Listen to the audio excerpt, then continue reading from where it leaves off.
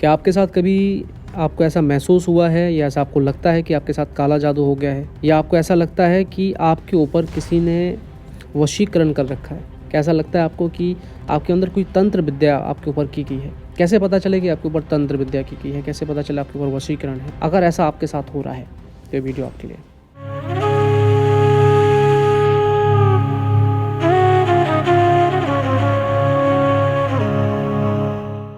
जय श्री राम, जय नीम करोड़ बाबा। क्या आपके साथ कभी आपको ऐसा महसूस हुआ है या ऐसा आपको लगता है कि आपके साथ काला जादू हो गया है, या आपको ऐसा लगता है कि आपके ऊपर किसी ने वशीकरण कर रखा है?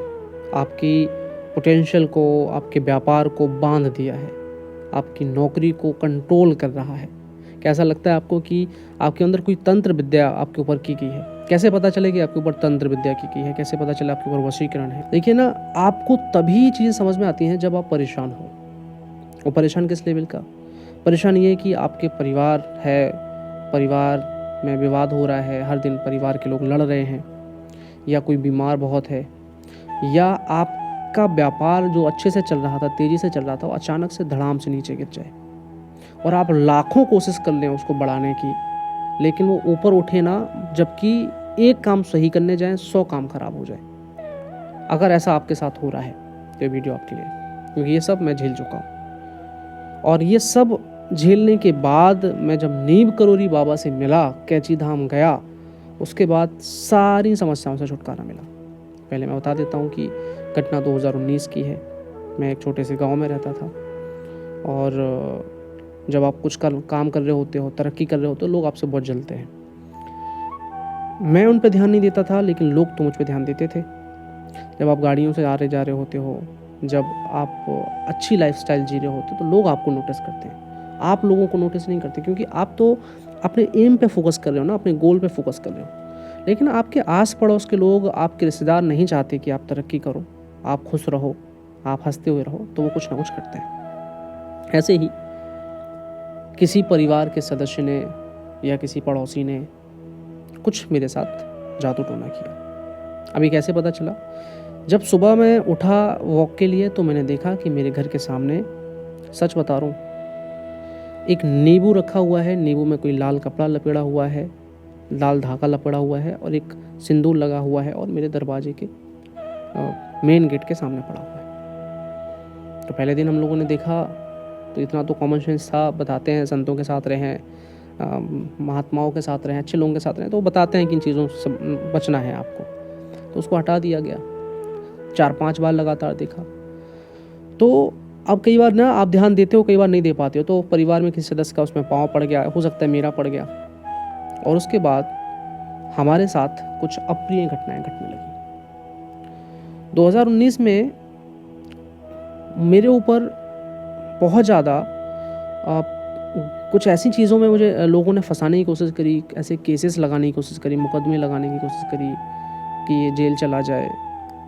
बहुत छोटा था मैं, मतलब उतना भी नहीं, लेकिन हाँ, बिजनेस करने लगा था, उतना समझ नहीं थी उस समय। झूठा फंसाने की कोशिश की, तो मुझ पे कई लोगों ने FIR, प्रार्थना पत्र वगैरह दिए चौकी थानों में।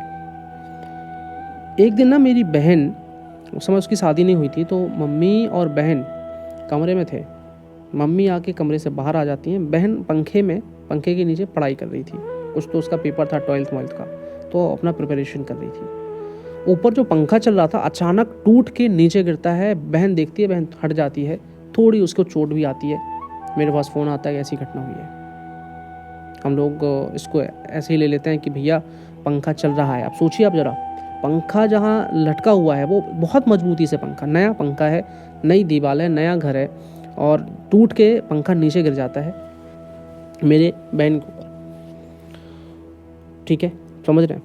नीचे गिरता है, चोटें भी आती हैं। फ़ोन आता है कि ऐसा ऐसा हुआ है। अच्छा, घर आते हैं शाम के। मैंने उस समय एक नई गाड़ी ली हुई थी, नई कार ली हुई थी, टाटा की गाड़ी थी, तो 4 व्हीलर मैंने ली हुई थी। और मेरे पिताजी कहीं जा रहे थे, तो मैं 4 व्हीलर निकल के अपने ऑफिस के लिए निकला। मेरे पिताजी कहीं अपने काम के लिए जा रहे थे, उस पर कॉन्ट्रैक्टिंग का काम करते थे, तो वो बाइक से निकल गए। दूसरे दिन की बात बता रहा हूँ मैं। तो पिताजी निकलते हैं, और एक छोटी सी बच्ची पापा के सामने आती है अचानक कहीं से, और पापा गिर जाते हैं। और पापा गिरते हैं, पापा को बहुत ज़बरदस्त, मतलब इतना तेज़ नहीं गिरे, गाड़ी 20-30 की स्पीड में चल रही है, मेरे पापा कभी बाइक से चल रहे थे, उसमें स्पीड में नहीं चलाते हैं, तो 20 या 30 की स्पीड में चल रही थी, तो कंट्रोल किया, नॉर्मल गिर जाते हैं, गड्ढे में, और गड्ढे में गिरते हैं तो पापा का ही पाँव 3 जगह से, इधर पूरा ये लेग जो है पूरा 3 जगह से टूट जाता है, 3 जगह से टूट जाता है। और जब मेरे पास फ़ोन आता है कि आपके पापा गिर गए, मैं बहुत तेज़ी से गाड़ी भगाते हुए आता हूँ, पापा को देखता हूँ, पापा इतने कठोर हैं मेरे, पापा मेरे इतने स्ट्रिक्ट, मैंने कभी देखा नहीं पापा को रोते हुए, कलहारते हुए, कभी नहीं देखा, मैं सच बता रहा हूँ, बहुत स्ट्रॉन्ग है वो। मन में मेरे बिहाइंड मी वो हो सकता है कि कोई चीज़ें हों तो उनके आंसू आते हों, मुश्किल है, मुझे नहीं लगता, या उनको तकलीफ तो होती होगी, बुरा लगता होगा, लेकिन कभी उनके अंदर से उनकी भावनाएं बाहर नहीं निकली। लेकिन जब मैंने उनको वहाँ देखा, जब उनका एक्सीडेंट हुआ तो कलहार रहे थे, चीख रहे थे, मेरे से वो नहीं देखा गया। मैंने कहा भैया मेरे से नहीं, तो गाड़ी माड़ी नहीं चलेगी, उस पापा को गाड़ी में रखा, मुश्किल से गाड़ी चलाई, लेके हॉस्पिटल आया, डॉक्टर ने बताया कि ऑपरेशन होगा। और मैं जिस शहर से आता हूँ उस शहर में उतनी अच्छी व्यवस्थाएं नहीं थी हॉस्पिटल्स की, तो फिर दूसरे शहर में लेके जाया, वहाँ गया, मेहनत ही कर रहा था, स्टार्ट हुआ था, उस समय काफ़ी पैसे लगे, ठीक हो गए पापा, लेकिन उतनी तकलीफ में नहीं दिखा। और इस समय था दिवाली का टाइम था, दिवाली से जस्ट 3 दिन पहले इतनी बड़ी घटना हुई थी, आप बताइए। तो ये काला जादू, तंत्र विद्या मेरे ऊपर की गई थी, और ये पूरी तरह से काम कर रही थी, और मुझे नहीं समझ में आ रहा था मेरे साथ हो क्या रहा है। अब एक तो पापा की तबीयत ख़राब, मतलब लग गई है उनको, बहन, छोटा भाई भी बीमार है, मैं भी मेंटली अब चिड़चिड़ा हो गया हूँ, परिवार वालों से पता नहीं कि मैं क्या हो गया, मुझे गुस्से में ही रहता हूँ हमेशा, चिड़चिड़ापन दिखता है।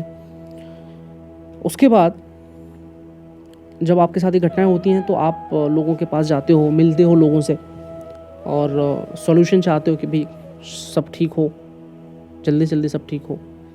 तो मैं कई लोगों से मिला बट ठीक नहीं हुआ, और उसी के बाद स्टोरी होती है नीम करौली बाबा से जुड़ने की। उससे पहले मैं नीम करौली बाबा को नहीं जानता था।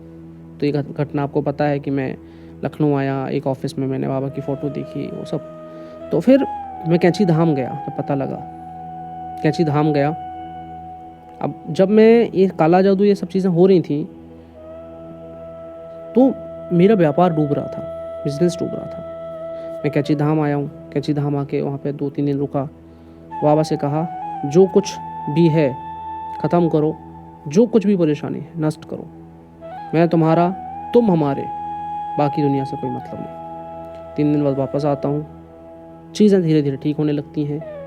फिर नवरात्र का टाइम आया, नवरात्र के टाइम में मैंने जगदम्बा भवानी मैया का पाठ कराया, घर में पाठ कराया, और सब ठीक हुआ। मैं हवन में बैठा, मैं मेन यजमान था, मैंने सारा विधि विधान से काम किए, और सब ठीक हो गया उसके बाद। सो ये है कि जीवन में ना आपके साथ कुछ ऐसे कांड होने लगते हैं, और कुछ ऐसे लोग हैं जो आपको खुश नहीं देखना चाहते, वो हमेशा चाहते हैं आप रो, आप तकलीफ़ में रहो, आप चीखो, आप दुखी रहो। जो आपके साथ हंस रहा है ना खुशी में, वो ज़रूरी नहीं है कि वो आपका हमेशा साथ देना चाहता है। तो नीम करौली बाबा की लीला इस तरह से है। और अगर आपको ये कथा, ये मेरे जीवन की घटना पसंद आई हो तो शेयर कर दें, कमेंट कर दें, लाइक कर दें, और आप भी अपने जीवन में हुई घटनाओं को हमारे साथ शेयर करें। और अगर आप चाहें तो हमारे स्टूडियो आके हमारे साथ अपनी घटनाओं को साझा कर सकते हैं। जय श्री राम, जय नीम करौली बाबा।